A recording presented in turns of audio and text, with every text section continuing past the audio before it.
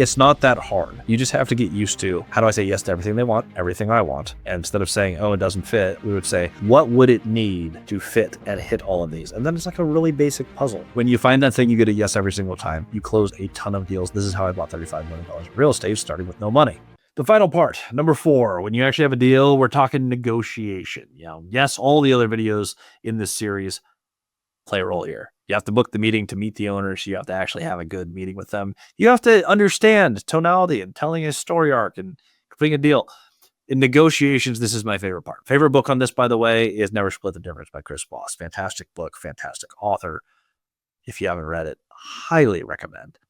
The goal, you win, the sellers win. If you have investors, your investors win. Everyone wins. I want to hit 100% of their goal and 100% of my goal. So the first thing that I do is literally hold in your mind. By the way, welcome to the channel. My name is Christian. I own a ton of rental properties. I started with no money because I built these skills. If you don't have a ton of money, you do want a ton of skills, watch this video, take notes. All right. You have a soccer pitch. Imagine it in your mind here. You have a soccer pitch. On one side, there's a goal. On the other side, there's a goal. Well, this is very much like a real estate deal. I have a goal. They have a goal. If everyone scores, we're all happy. Now, granted, you don't want to tie a soccer game, but that's about as far as this analogy needs to go. The first thing that you're going to do is you're going to map out what the goals are for each member. So for me, what is it? It's long-term cash flowing fixed rate debt. I want to buy a piece of real estate and I want to pay it. I want it to pay me forever. So I buy it. It pays me as soon as we buy it for all time. I never have to lose this property. It's an income stream. My income's gone up. I'm now wealthier than I otherwise was. The seller, we have to map what the seller's actually looking for. Now, are they after a specific price? Are they flexible on the terms? Do they have a partnership that they're trying to break up? Do they want to roll it into a bigger building? There's a ton of motivations a seller has. Most people don't know how to ask, which, by the way, it goes by asking the seller, what is your reason for selling? Like literally, the people have all these crazy theories on how you do this. I just ask them, awesome. What is a win for you? What do you want this to look like? Now, the goal here, I want to negotiate with everyone's cards on the table. I don't want to miss anything. I will show them my hand. There's so many people do this super guarded. There's a lot of methods that I just absolutely hate. Easiest way to do this, to the extent that you can, reveal as many cards as you can and ask them to do the same. At the end of the day, what is it that you are looking at for this transaction? What is a win for you? I love the building. I like the numbers. I would like to be the buyer for this deal. What does it look like for you? Oftentimes, they're going to give you a price. It's like, awesome. Do you have any idea what you want terms to look like? What is your end goal? Are you trying to roll this into a new deal? Are you trying to cash out? What is it that we're trying to accomplish? Often there's more story. And what I'm really trying to get out of the seller is an actual story. And if they were represented by a broker, it's a little bit harder, but you try to get the broker to get this out of them too. What is it that they're really trying to do? Often there's a pain point. You're always solving a problem when you're buying a piece of real estate.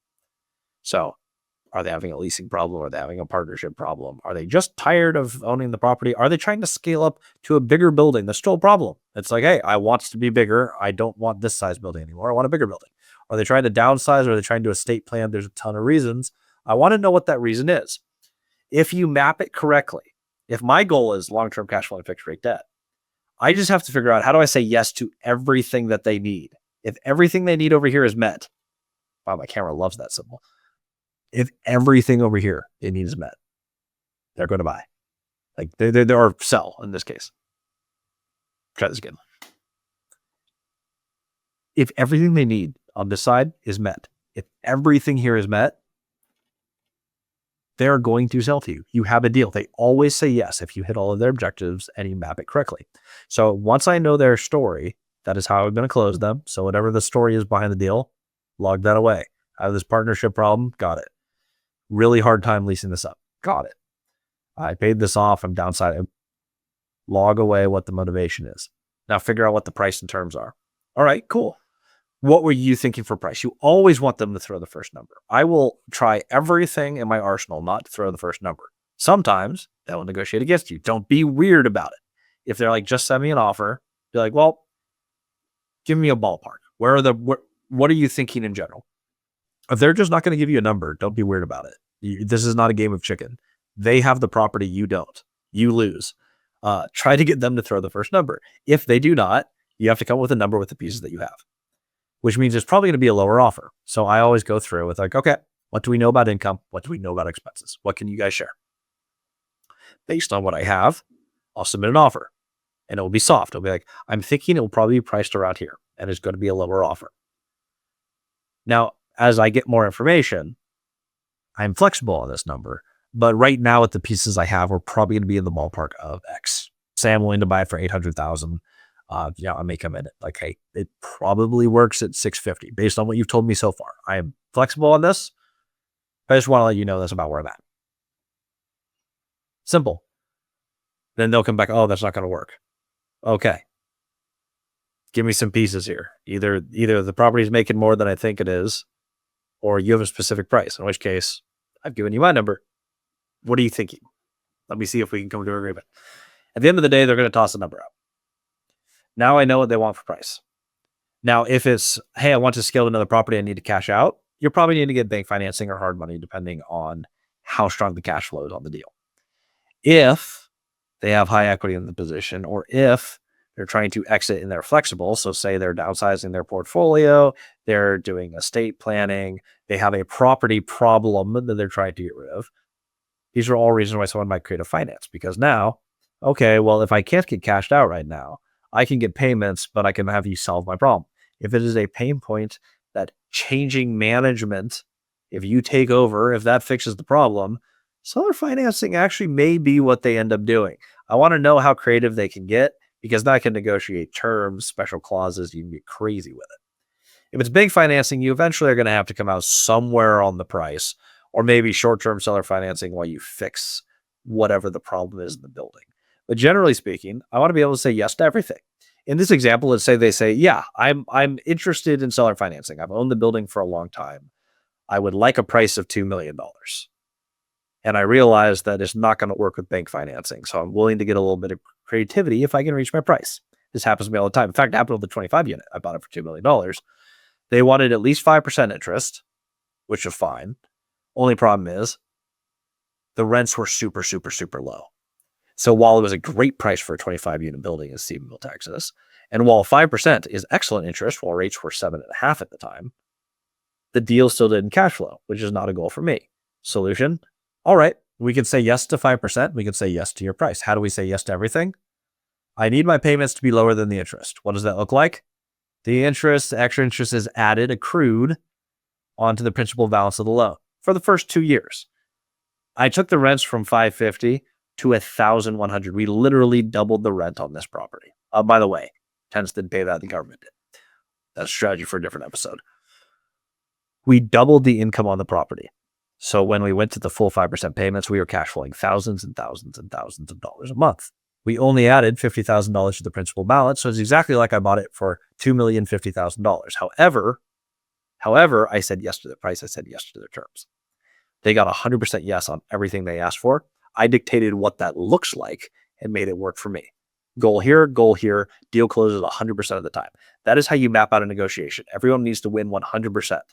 One might have looked at that deal and said, oh, shoot, it's a great deal, but it's negative cash flow. I can't lose money on this deal. I can't do 5% and this price. That's where a little bit of creativity comes into. All you have to ask is this question. This is the magic question. How would I make this deal cash flow and still say yes to everything that they want? Another deal, 38 units. This is the first large deal that I bought. Seller financed 15% down. They were not wanting to seller finance, but it was a deal that needed a lot of love. It wasn't conventionally financeable based on the condition of the building. It was on market at the same price for 12 or 13 years. I think it was actually 13. 13 years on market, listed. Everyone could have bought it. No one had asked what they actually want, which was, hey, we would like to retire on $10,000 a month. The property should bring in $30,000 a month gross, cash flow about $12,000. That's what it should be doing. That being said, it wasn't. So how do you say yes to $10,000 a month when the property doesn't bring in $10,000 a month? Most people would say, oh, there's no deal here. We can't do it. We're owes goodbye.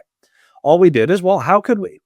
What if we had no payments for the first 6 months or very low payments for the first 6 months? Then the payments went up to $10,000 a month. We want most of that to be principal, so it pays down the loan. So what if we said 4% interest and then just a custom amount of principal up to the $10,000 mark? Now we pay off our loan super fast. We're cash flow positive the entire time, and they get their $10,000 a month and $2 million price, which is what they wanted. It's not that hard. You just have to get used to, how do I say yes to everything they want, everything I want?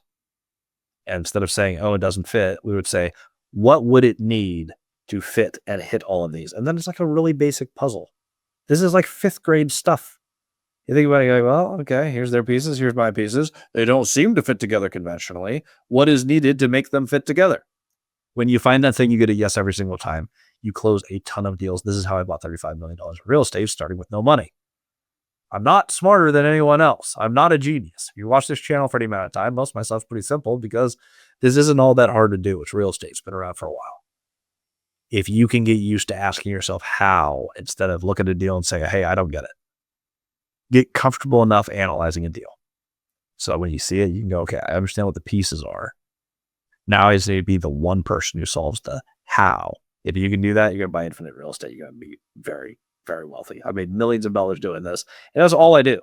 While other people say no, I just say, how would it work? And then I put it in an offer. And lo and behold, they often get accepted. All right. That's an episode. That's the negotiation. That's part 4 of the series. Sales, marketing, negotiation. How do you actually book appointments? Nail the appointment, find a deal, and negotiate it? Well, now you know. See you on the next episode.